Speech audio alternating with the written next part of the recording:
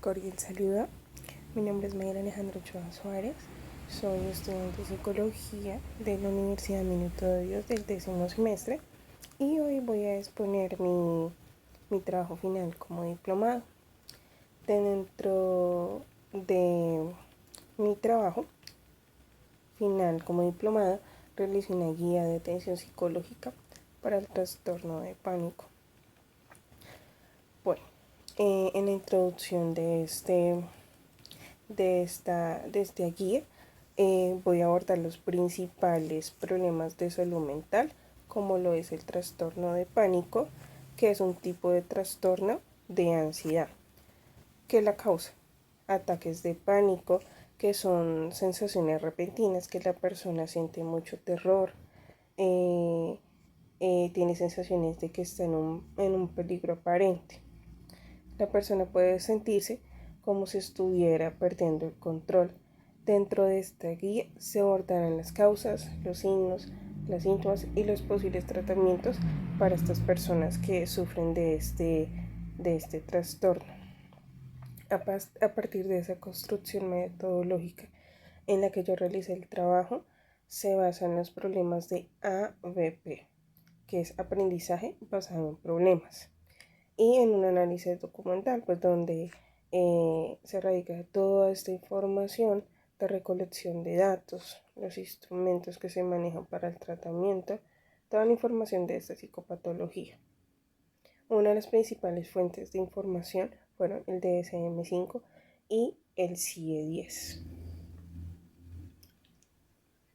Dentro de el alcance, de la presente guía de atención clínica está direccionado para todas las intervenciones con estos pacientes de trastorno de pánico, y también como una herramienta educativa en donde se permite conocer cuáles son esas estrategias, esas posibilidades terapéuticas para el tratamiento.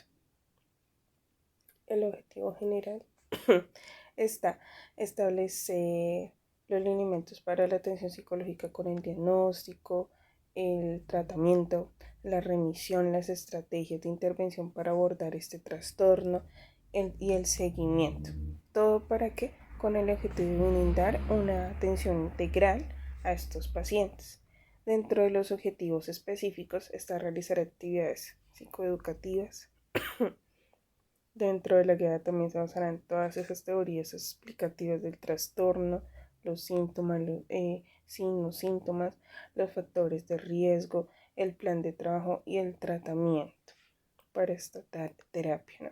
Y pues también se desarrollan técnicas y estrategias para trabajar en la guía. Bueno, la metodología del trabajo. La metodología del trabajo, como hablaba anteriormente, se basa en esa construcción de metodologías, que es el aprendizaje basado en problemas, que es APB. Esto nace en Canadá en los años 60 en la Universidad de Máster, que busca esta construcción es replantear la forma en que sus profesionales tenían que adquirir pues, los conocimientos, ¿sí? Pero entonces basados en este método de enseñanza y aprendizaje en la discusión y solución de problemas de prácticas profesionales, siendo algo muy estructurado a cargo del comité curricular del programa académico, en torno a que los estudiantes buscaron como una solución de formarse teóricamente en la praxis, todo llevándolo al método científico, por Gómez Restrepo 2005.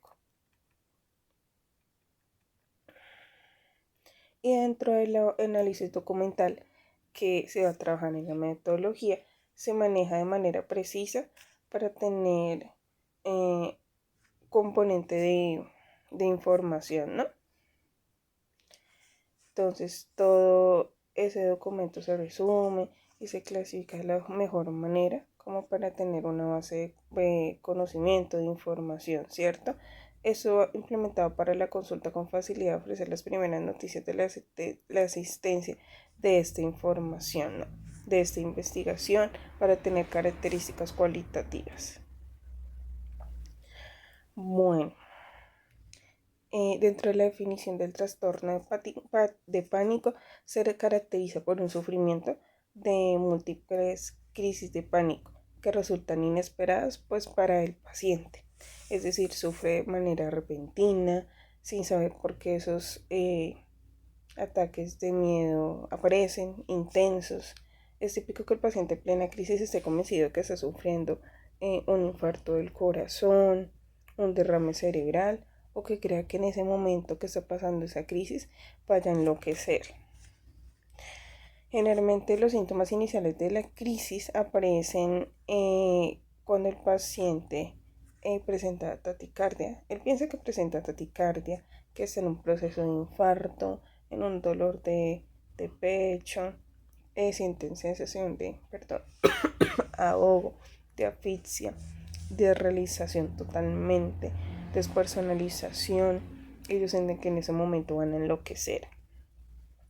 También presentan una inquietud persistente por si aparece una nueva crisis. Siempre mantienen en alarma de que siempre van a mantener esa sensación. En la epidemiología se encuentran este trastorno se encuentra en todas las culturas, razas, niveles socioeconómicos. Sus síntomas regularmente se encuentran a partir de los 20 años, es decir, en la adultez temprana, época que implica transición hacia la separación de la independencia, y es menos frecuente entre las personas de 45 o 60 años y definitivamente es muy raro ver este trastorno que se identifica a los 65 años de edad. La padecen el 10% de las personas con una enfermedad cardíaca y es más frecuente en las mujeres que en el hombre. Por eso afecta en la mayor medida pues, a las mujeres que son muy vulnerables, genética o fluctuaciones hormonales por las mujeres. Como un antecedente, dice que son frecuentes el trastorno por angustia de separación cuando vienen esas etapas de separación en la infancia, cuando sufren de terrores nocturnos, sonambulismo, presiones socioeconómicas, sobreocupación, inseguridad, incertidumbre laboral, como esta base donde se encadena todos sus trastornos de pánico. Como definición del criterio diagnóstico según el DSM-5 y el CIE-10, el trastorno de pánico lo definen como clínicamente donde se producen ataques de pánico, crisis discretas, por lo general paroxísticas, donde sienten temor, malestar, intenso acompañamiento, por lo menos de 4 de los siguientes 13 síntomas definidos. Por lo menos la persona tiene que tener mínimo 4 síntomas para definirlo como un trastorno de pánico sobre el DSM-5. Palpitaciones o taquicardia, sudoración, temblores o sacudidas, sensación de ahogo, sensación de atragamiento, opresión o malestar torácico, náuseas o molestias abdominales, inestabilidad, mareo o sensación de desmayo, desrealización o despersonalización, miedo a volverse loco o descontrolarse, miedo a morir, parestesias, escalofríos y sofocaciones. Esos son los 13 síntomas que da el DSM-5, por lo menos entonces mínimos 4 de estos síntomas para definirlo como un trastorno de pánico. Dice que las crisis tienen un comienzo abrupto y alcanza su expresión máxima. La persona tiene las crisis de pánico y dura entre 10 minutos. A veces dicen que hay periodos más largos, pero entonces se clasifican de otra manera. Dicen que dependen de la sintomatología y pueden tener de 4 hasta más síntomas, ¿no? Y también hay algo que son incompletas o de síntomas limitados que pueden ser de menos 4 síntomas, pero dependen de la sintomatología. Hay otra que es característica que dice dependiendo de la aparición. Hay algo que se aparecen inesperadas o espontáneas, donde se puede tratar un factor casual como el primer ataque de la persona con ese trastorno, o también de alguna se desencadena alguna situación, exposición a estímulos atemorizantes para la persona. Dicen que en alguno de estos casos, cuando aparecen esos trastornos, cuando aparecen estos síntomas, se llama ansiedad anticipatoria. a la que se puede describir como la expectación aprensiva de la aparición como de los ataques o de los síntomas. Entonces, primero se prolonga como esa ansiedad anticipatoria.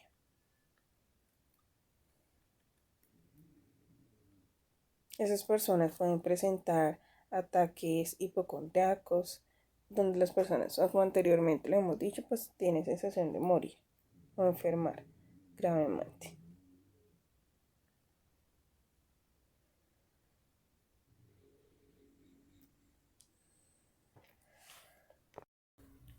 Dentro del diagnóstico diferencial, el trastorno de pánico no se diagnostica por los ataques de pánico, porque a veces no son completos, ¿sí? Dependiendo de los síntomas.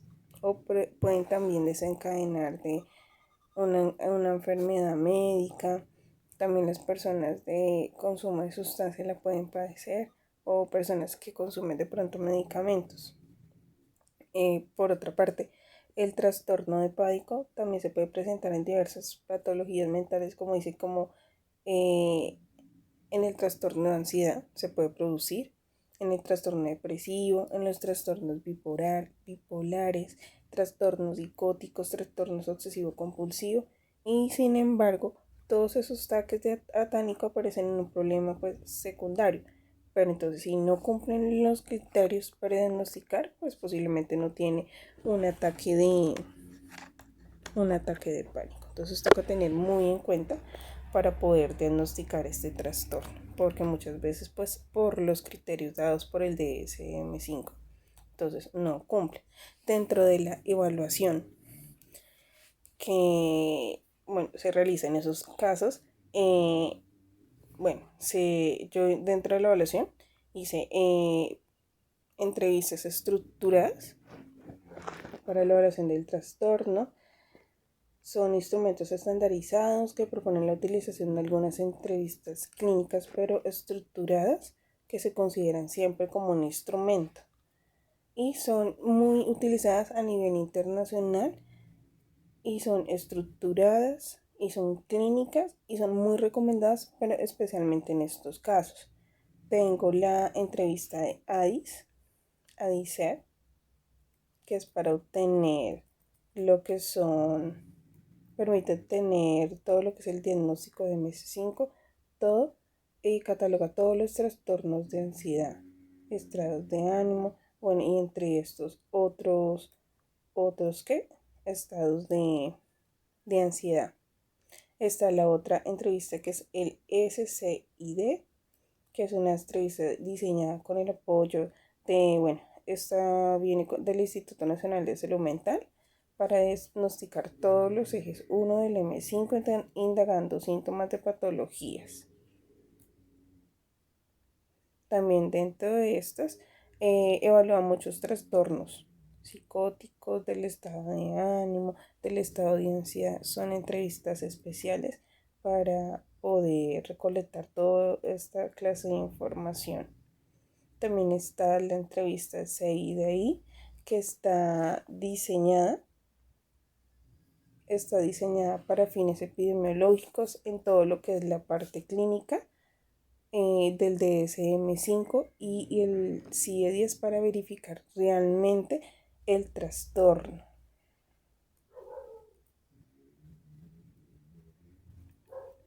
También está la entrevista MINI, que es ampliamente utilizada para la detención y todos los trastornos, psiquiátricos del DSM-5, donde también dan a categorizar los diagnósticos de depresión, de ansiedad, muchos trastornos, y también el trastorno de ansiedad generalizada, y todos los trastornos de ansiedad que generaliza, como en este caso el trastorno de pánico. Entonces, en general, a todas las entrevistas que anteriormente nombré como evaluación, para poder llegar a un diagnóstico concreto a través de esa información, ¿sí? Todas esas han sido desarrolladas a partir de criterios diagnósticos, son entrevistas reconocidas internacionalmente, y ya sea por el DSM-5, el CIE-10, proporcionando cierta homogeneidad de criterios de criterios clínicos. Además, esas entrevistas clínicas anteriormente que yo nombré permiten diagnosticar pues otros trastornos, otros comorbidos, pero son especialmente para todo lo que es de salud mental de la ansiedad, para evaluar siempre ese trastorno de ansiedad.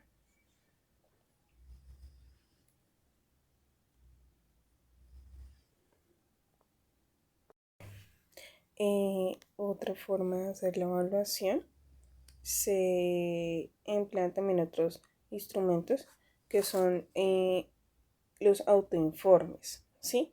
Que se han demostrado que son adecuados como evaluaciones psicométricas. Listo. Como autoinformes, esto es una variedad de instrumentos que evalúan todos los diversos aspectos del trastorno de pánico, donde aportan información del diagnóstico, todo lo que es el seguimiento del trastorno y son utilizados a nivel internacional, ya sean por sus adecuadas propiedades psicométricas. Entonces, dentro de los autoinformes que coloqué como evaluación está el PSQ, que es un cuestionario que mide el grado de miedo que le produce a la paciente en las sensaciones corporales relacionadas con la ansiedad. Este instrumento consta de 18 ítems, 18 de los cuales se puntúan de una escala de 1 a 5, pues siempre se puntúan en una escala según su resultado, su puntuación y es un instrumento que ha mostrado muy buena consistencia interna. Está el ACQ, que es un cuestionario que es de 15 ítems, está entre una escala de rango. Para evaluar al paciente es un instrumento que mide la frecuencia con la que se tiene pensamientos catastróficos relacionados a todo lo que es ansiedad. Dentro del otro está el Anxiety Sensitivity Index. Es una escala compuesta por 18 ítems, ciertos rangos, donde este instrumento se basa para evaluar la sensibilidad de los síntomas de la ansiedad entre dimensiones físicas, cognitivas y sociales. Dentro del PSDSS, que es el PANI, este instrumento está formado por 7 ítems, donde explora todos los síntomas del trastorno de la última semana del paciente acerca de la frecuencia de los ataques de pánico, los ataques de miedo asociado a toda la ansiedad anticipatoria que puede tener este paciente, también la invitación interoceptiva y agorafórica. Y han dado muy buenos resultados estos instrumentos. Entonces, como puede apreciarse anteriormente con todos esos instrumentos que yo nombré, lo que son las entrevistas y los anteformes son muy útiles para evaluar los aspectos más relevantes en este trastorno de pánico. Bueno, vamos para los análisis de los factores. Hay unos factores de riesgo porque es importante conocer esos factores de riesgo porque incrementan la posibilidad de contraer esta enfermedad o condición. Entre ellos está la edad, el sexo y la historia familiar. Entonces, como dije anteriormente, posiblemente entre los 20 años y pues también puede comenzar de los 30 a 40, pero especialmente en las mujeres se da el doble que en los hombres. Dentro de la historia familiar, entonces existen evidencias que el trastorno de pánico y otros trastornos de ansiedad tienden a encontrarse en familias, pero más que todo es como en el primer grado de las personas, en dinámicas familiares, como conductas sobreprotectoras, se puede generar ese trastorno de pánico, pueden ser aprender habilidades afectivas para enfrentar estos problemas. No se logran habilidades efectivas para enfrentar ese problema, es por eso es que se desencadenan los trastornos de pánico, ¿no? Bueno, dentro de los eventos estresantes en personas susceptibles, esto es un factor que se puede desencadenar, ¿no? Cuando la persona ha tenido un evento altamente estresante, haber sufrido acontecimientos vitales estresantes importantes durante los 6 meses previos. Esto multiplica un síndrome de pánico. Cuando la persona vive todos sus eventos estresantes, entonces se puede dar el trastorno de pánico. Haber sufrido abuso psicológico en la infancia, todos son esos antecedentes, ¿no? Prácticamente implicados en el duplica el riesgo de sufrir un trastorno de pánico. Y también tener trastornos mentales también se descadena. Dentro de los factores protectores está tener un buen nivel de apoyo social, disminuye el 33% de riesgo de padecer el síndrome de pánico. Siempre es muy importante la red de apoyo. Y la buena salud física, que disminuye un 3%, la buena salud mental, la buena alimentación. Dentro del tratamiento que se realizó en esta guía, está lo que es el objetivo del tratamiento: realizar una evaluación diagnóstica, evaluar la modalidad del cuadro clínico, evaluar el tipo y grado de deterioro funcional de cada persona, establecer una alianza terapéutica con el paciente, educar al paciente acerca del trastorno, que eso ya es el manejo de la psicoeducación, realizar el valor de cumplir el tratamiento, de que el paciente vaya a todas las sesiones, de que aprenda a detectar esos síntomas tempranos de la recaída. Listo, entonces está el tratamiento farmacológico, que, se han dado estudios en la eficacia de tricíclicos, de benzodiazepinas y inhibidores selectivos de recaptación de serotonina, que es el proceso que llevan de tratamiento con estos trastornos. Pues ya sabemos que las personas, el especialista que lo medica es el psiquiatra.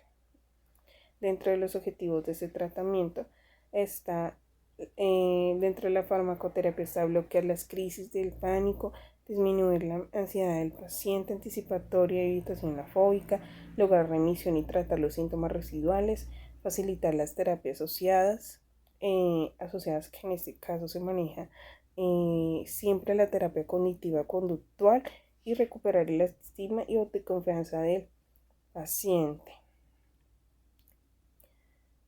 Entonces, y dentro del otro segundo nivel de tratamiento tenemos lo que es la psicoterapia, con el objetivo de mejorar ese trastorno. Se utilizan entonces terapia cognitivo-conductual, donde se utilizan serie de técnicas, de estrategias para mejorar esta sintomatología del trastorno, que incluye, entonces, dentro de la evaluación se incluye la psicoeducación, control del pánico, reentrenamiento respiratorio, reestructuración cognitiva, que está siempre enfocado en la corrección de interpretar esas sensaciones catastróficas, erróneas de sensaciones corporales, exposición a la situación temida.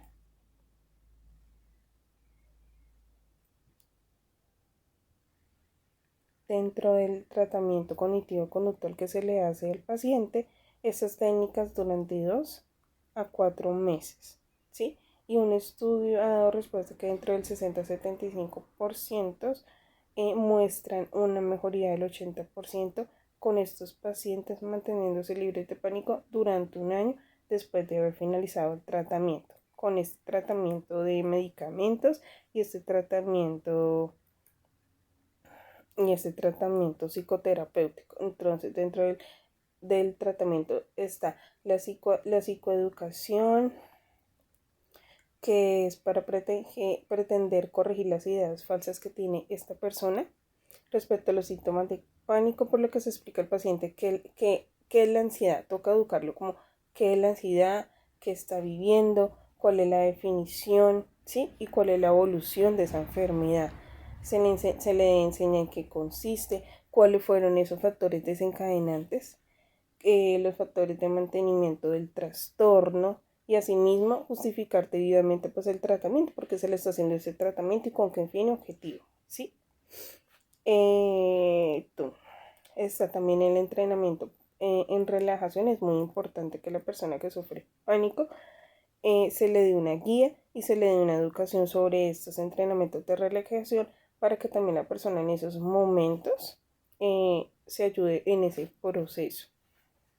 Entonces, ¿qué hace el entrenamiento de relajación? Reactiva todo lo que es la reactividad fisiológica en distintas técnicas, relajación muscular progresiva y el entrenamiento de respiración controlada. En estos momentos, donde se usan las situaciones de calma para aprender la técnica y después situaciones generadoras de ansiedad. Y también se maneja la técnica de entrenamiento de respiración controlada, muchas técnicas de respiración. Dentro de la psicoterapia se hace reestructuración cognitiva.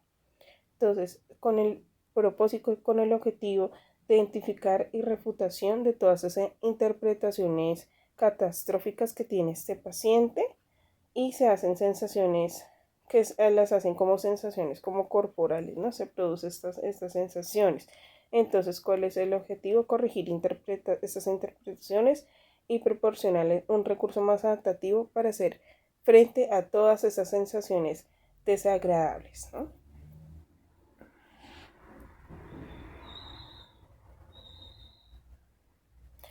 Otra, ¿qué? Otro tratamiento psicoperatético que se maneja es la exposición interoceptiva. Este componente de tratamiento tiene como propósito de reducir todos sus miedos que los pacientes presentan en esos momentos de pánico.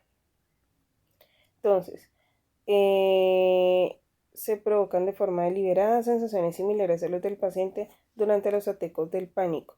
Entonces se ponen en práctica todas estas habilidades que ellos sienten enfrentando la ansiedad como las autodestrucciones. Entonces, lo que se hace es provocar los síntomas similares a los que se producen en el ataque de pánico y crear estrategias como son la hiperventilación, provocar mareas, puede provocar como los mismos síntomas que ellos sienten en ese trastorno de pánico y probar la sensación de realización, entre otras. Necesariamente no tiene que estar en ese trastorno de pánico, sino que se les hace una actividad de igual manera donde ellos sientan esas sensaciones para hacer la desrealización, para exponerlo, ¿no? Eso se trata la intercesión interoceptiva. También está la exposición en vivo. El propósito es eliminar o reducir la ansiedad producida por estímulos externos. El desencadenante que son de los ataques de pánico. Entonces, esto también se hace lo mismo. Es un plan de exposición donde se hace, puede ser jerarquizado a través del paciente. También estas son también las experiencias, ¿no? Que le hacen como iguales al ataque de ansiedad. Le hacen vivir siempre la ansiedad con el objetivo de controlar esa conducta de seguridad y de evitación, ¿no? Y esta es mi guía de psicología del trastorno de pánico.